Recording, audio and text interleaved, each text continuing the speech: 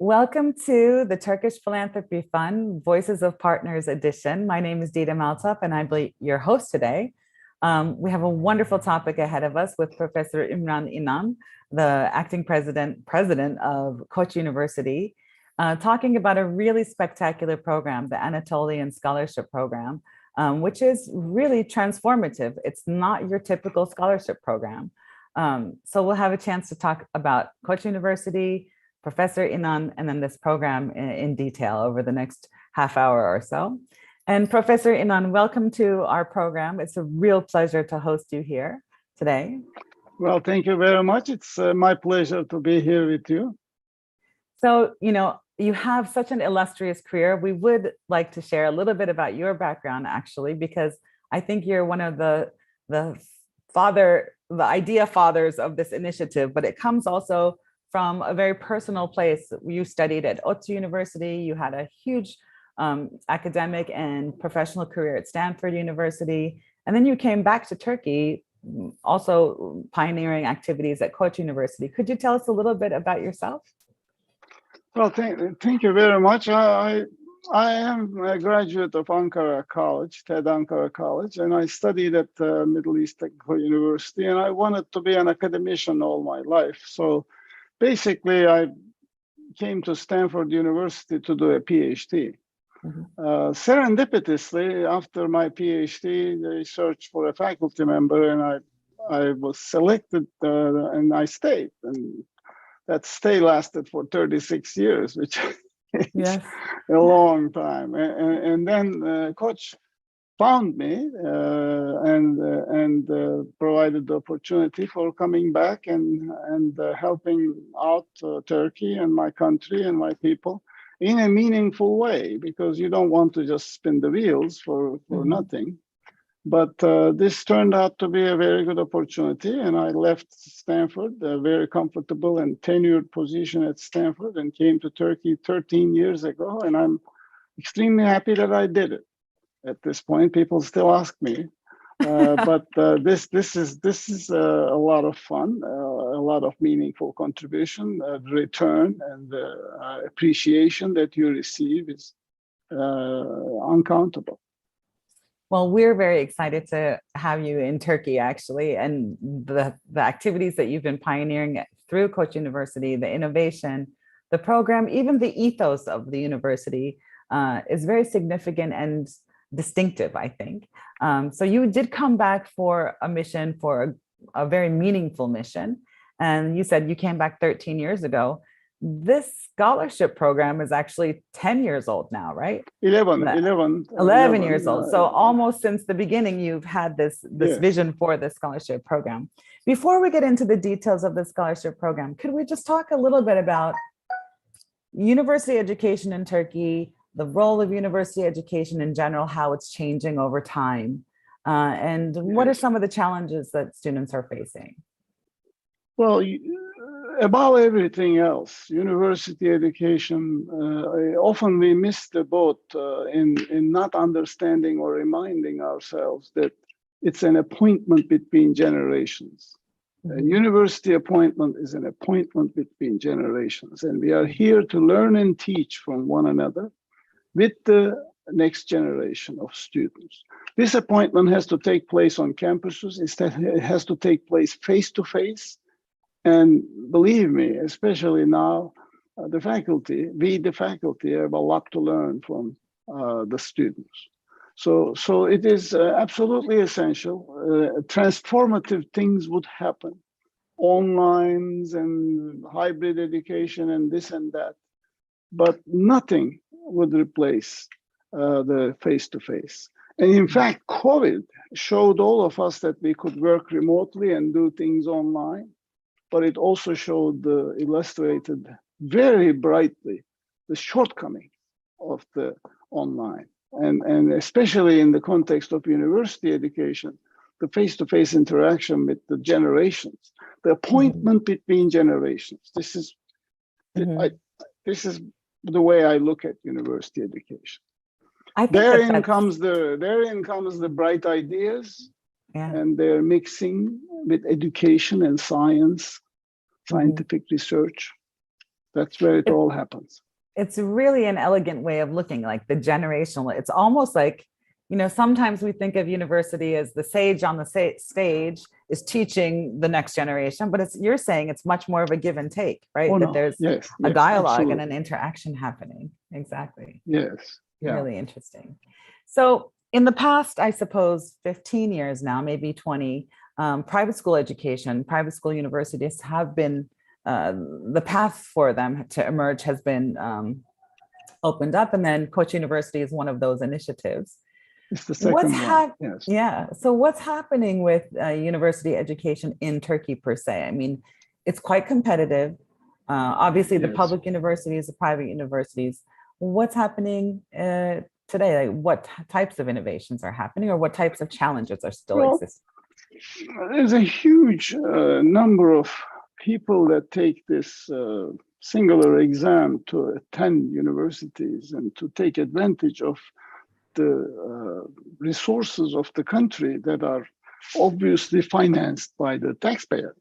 And unfortunately, there's a huge variety in quality and size and diversity and any other thing that you may look at among these universities. There's a lack of strong collaboration between them.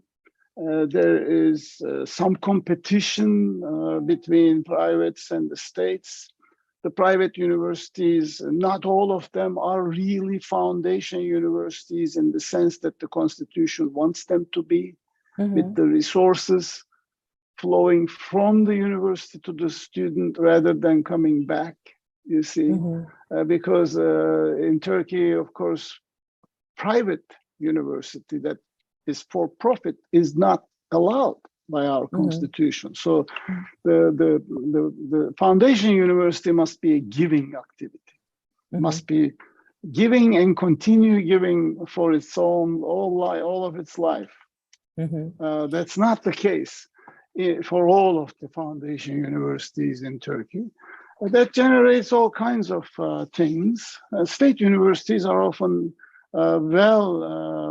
crowded beyond their capacity because there's 3 million people now taking the exam and not as many slots available in universities.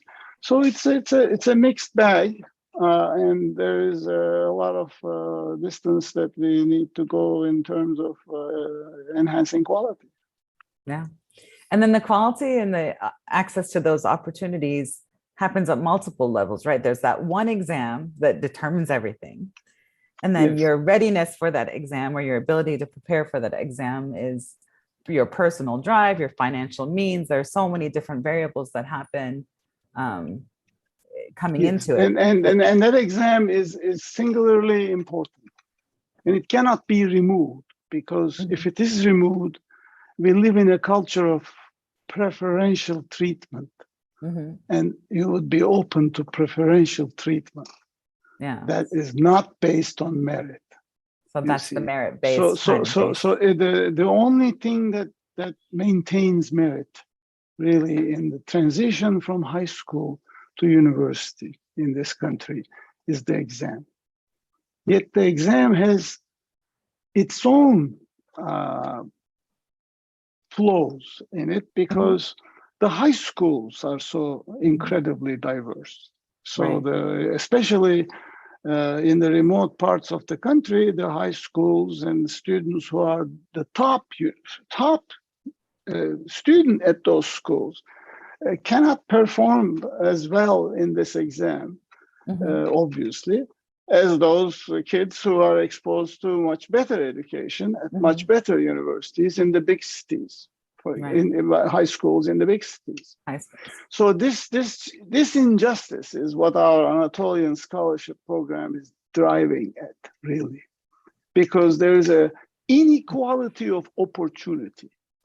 Inequality of in everything else may be excusable and may happen many places, but inequality of opportunity is something that we should all strive to overcome. Sure. Yeah. Right. So I mean, this program, the Anatolian Scholarship Program, 10, 11 years ago, started with maybe 5 or 6 donors. You had a handful of students, and you were doing this Yeah. experiment on how to design a scholarship program that was, it's not just financial, and it's not just transactional, but it's really, what's the word I'm looking for? Embracing, I want to say, kind of elevating and embracing and motivating and inspiring. But now in its 11th year, what's happening with the scholarship program? Where have you, where Well, did it start? we Where has have it grown? a total of 1,243 students who have taken advantage of this program. The applicant pool is huge. From all of Anatolia, we get 6,000 applications every year. So the entire Anatolian landscape is crying foul. They're crying that there's inequality of opportunity.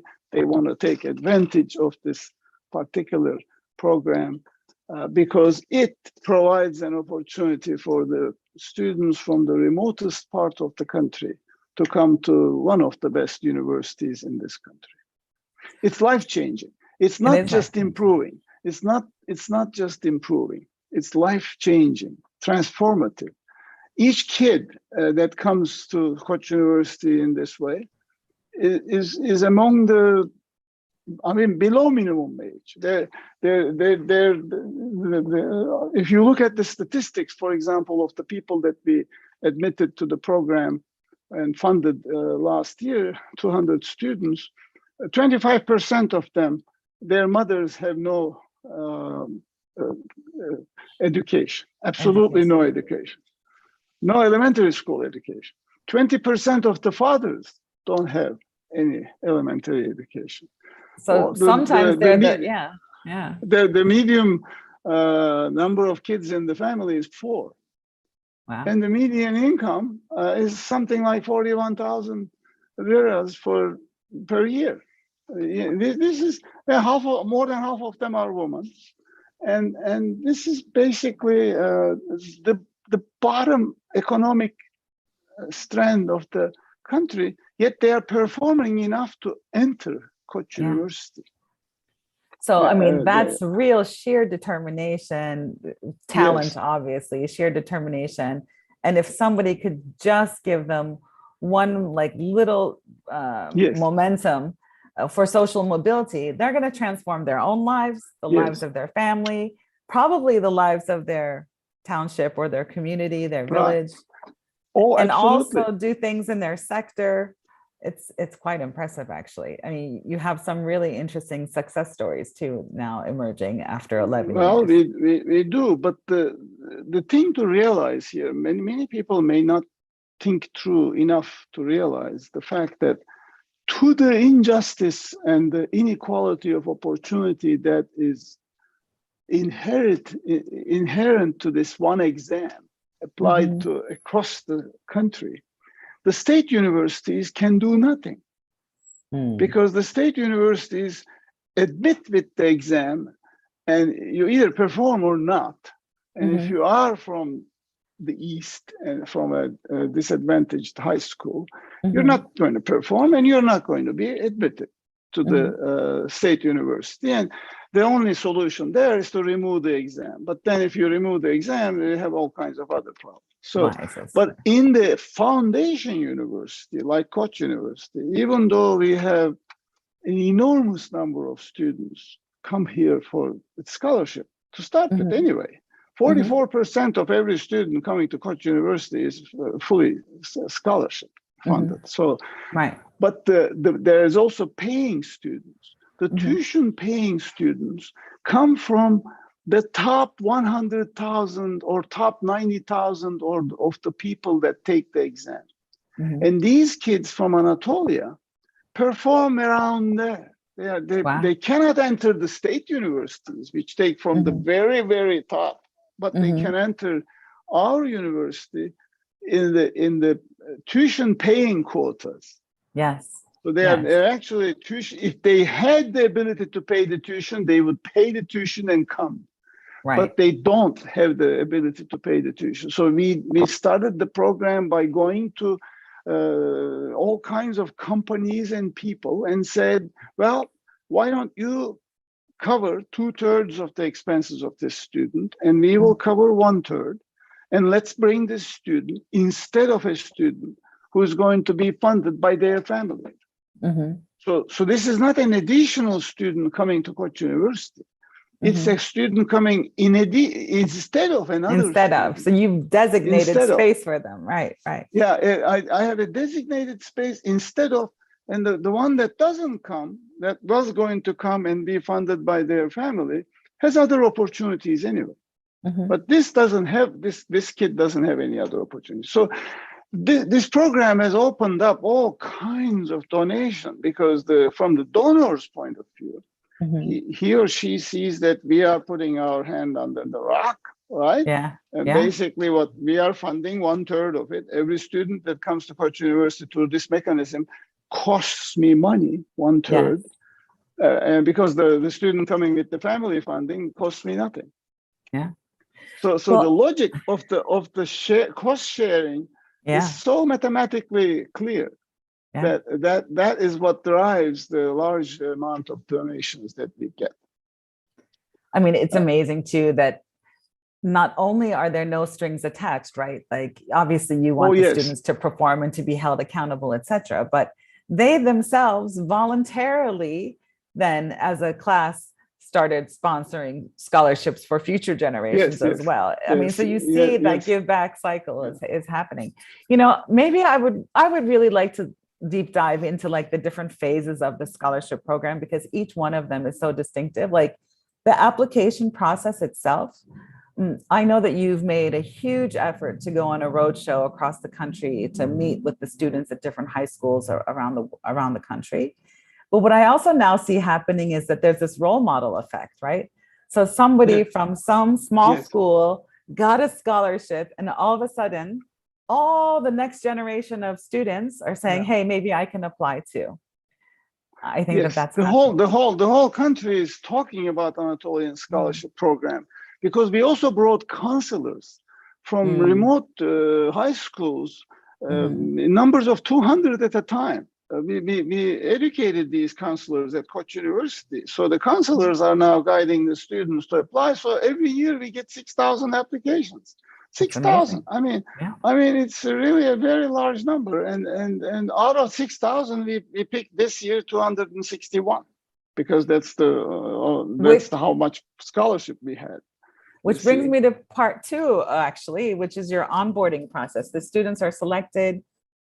You guys are taking so much care and attention to understanding who those students are, what their backgrounds are, what their psychological state of mind might be, and really creating kind of like a family environment for the students, but also for the families of the students, so that everybody feels comfortable.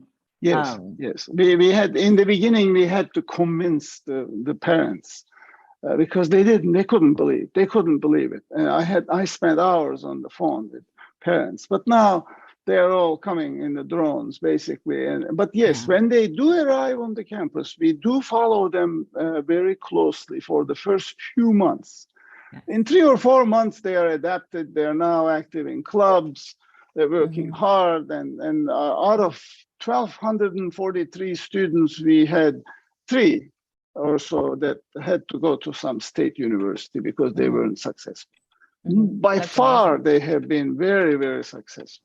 In fact, in 2019, I believe, the valedictorian was one of these students. He was Zafer Çavdar. He was electrical engineering and computer engineering double major, and was really absolutely bright student that came through this mechanism, and he would not have otherwise been gained by our country and the world society in general. We have no conditions attached to this program. There is no obligatory service in the companies that fund it or anything like that. There's no conditions. There's no condition in performance. In other words, we don't say, well, you have to have straight 2.0 out of.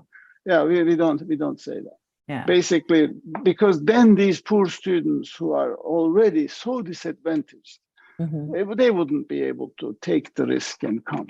Okay. But we took the risk, and they have been very, very successful. I also see that it's very nurturing, right? Because the students are interacting, like the scholarship students and the tuition paying students, they're all interacting with each other. Everybody really admires each other. But then the students are also interacting with the sponsor community, and they're actually getting to know each other. We have those dinners. The dinners are fantastic. I mean, you have chairman of the board of a major company sitting on the same table with these two kids from Anatolia, and they're having a nice conversation. It goes a long way. Our last dinner was more than 10,000 people in Divan Kuruçeşme. It was fantastic, really. We've also graduated, 26 doctors until now. So our future healthcare is secured. Well, you see too that this whole thing actually is in the social mobility aspect of it, but also the thinking, the role model, social mobility, role model, and then thinking bigger. Like you see these students who are saying, hey, I'm going to apply for my doctorate at Yale. I'm going to go abroad and study it. So, and, do something, just thinking really, really big, and they're making it happen, and they're being very successful at it as well. And then they're coming back also to serve their country. There is, the success stories are very interesting. There's Mehmet Akif Özdemir, who is a student that came in 2011. He was among the first group of 14 students. He was from Erzincan. So when he graduated, he formed a startup. It's called EasyJet. So what it does is they get these phones, refurbish them, and sell them. It's flying like an airplane. They recently, just a couple of months ago, they got $10 million investment for a valuation of 100 million. Bravo. The company is valued 100 million. That's incredible. Yeah. So I told him the other day, I said, well, in a few years, you'll fund this program all by yourself. That's good. That's a good challenge, I think. That's really good. Yeah. So you said that, obviously the Koç University is matching 1/3 of the scholarships for these students, and you're willing to keep going. The more sponsorships you get, the more students you're going to be able to accept. So we can have all of the students that are not on scholarship at Koç University. That's 50% of them funded by this program, if we can increase the number of scholarships. So we are now at 262. Okay. How do what? You're at 262. What's the 50% number? 262. It's about 500. So if we could double this, essentially, you're saying. Yeah, we can double this. We can double it.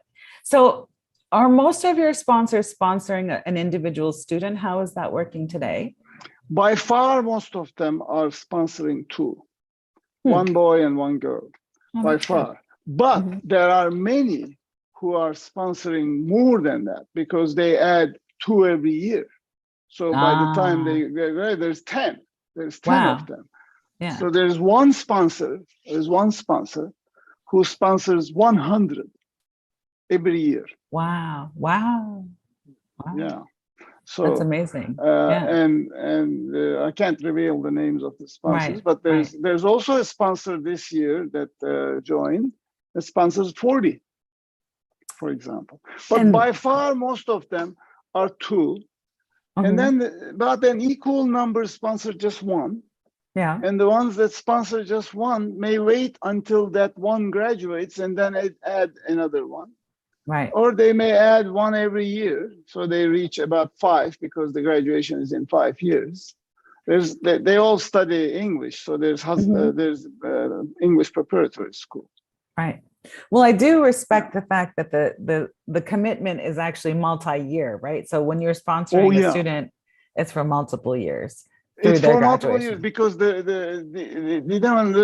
reason that has to be the way is because we are getting the student instead of a student who was going to come with the family's funding, and in terms of the budgetary allocations, the student is coming instead of another student. So if you just fund them for 1 year, what do we do in the second and third and fourth and fifth years? So it has to be a 5-year commitment. It's a 5-year commitment. It's covering their tuition, their housing, their books, their expenses, their stipend. If they go to exchange program, it covers exchanges. The student comes naked, basically. Yeah. In fact, some of these students send money to their parents in, for example, Erzurum. There was one student sending to his parents in Erzurum, and we work with that. We have things that we can do in the cafeteria to make sure that he's not disadvantaged. Yeah, that's wonderful. So you've been working with the Turkish Philanthropy Fund on this Anatolian Scholarship Program, and people can participate even in small amounts or in large amounts, actually in both ways. At donate.tpffund.org campaign under Koç University Anatolian Scholarship Program. But they're also able to get in touch with the Turkish Philanthropy Fund to talk about organizing fundraising events for this program. And also about creating giving circles. So I think the giving circles are quite interesting because it's also an exciting area for the Turkish Philanthropy Fund. We're trying to promote more of the giving circles, but like 5 or 10 or 20 people can come together and say, okay, we want to sponsor a medical university student, and they can do a multiple year grant, or they can say, I want to sponsor a student from Kayseri, so by geography, by gender. They can choose by geography. Basically, the geography thing works very well in Turkey. I mean, a company in Gaziantep funds 2 students from Gaziantep. Gaziantep makes perfect sense. Because we have 6,000 applicants. We have more than 10 from each township. So we have no problem in choosing the one that the sponsor wants. But the sponsor doesn't pick the student.